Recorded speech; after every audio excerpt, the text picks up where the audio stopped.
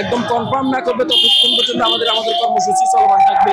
কারণ এতগুলো শিক্ষার্থীর সাথে মানে আবেগের সাথে ছিনিমিনি কোনো যৌক্তিক কারণ না দেখিয়ে সরকার সেই তারিখগুলো পরিবর্তন করেছে।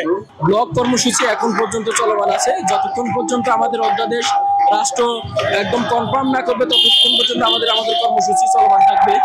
আমরা গত 1 বছর রাষ্ট্রকে সময় দিয়েছি, রাষ্ট্র আমাদেরকে আমাদের সমস্যার কথা বিবেচনা করে এই একটি পূর্ণাঙ্গ স্বায়ত্তশাসিত বিশ্ববিদ্যালয় তৈরি করার একটা পরিকল্পনা গ্রহণ হাতে নেয়।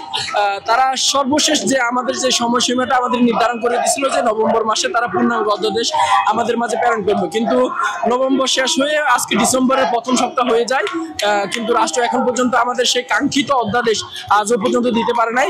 আমরা 24-25 সেশন সে 22-23 আগস্ট মাসে 22-23 আগস্টে পরীক্ষা দিল, এখন পর্যন্ত সরকার আমাদের পরিচয় নিশ্চিত করতে পারেনি।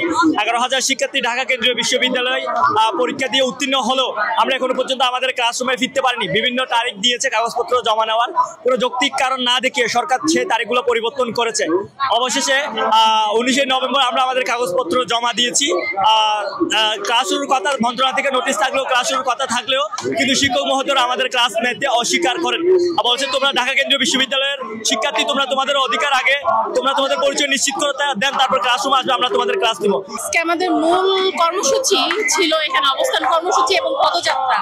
তো আমরা এখানে সকাল থেকে অবস্থান কর্মসূচি করেছি, এটা ইতিমধ্যে সবাই দেখেছে। এখন ঊর্ধ্বতন কোনো কর্মকর্তা কেউ আমাদের সাথে কোনো যোগাযোগ করেনি, যার কারণে আমরা বাধ্য হয়ে, কারণ এতগুলো শিক্ষার্থীর সাথে মানে আবেগের সাথে ছিনিমিনি আমরা বাধ্য হয়ে ব্লকেট কর্মসূচি ঘোষণা করেছি। আমরা যতক্ষণ না পর্যন্ত অধ্যাদেশ না হয় ততক্ষণ না পর্যন্ত আমরা কেউ ঘরে ফিরবো না, পড়ার টেবিলে ফিরবো না।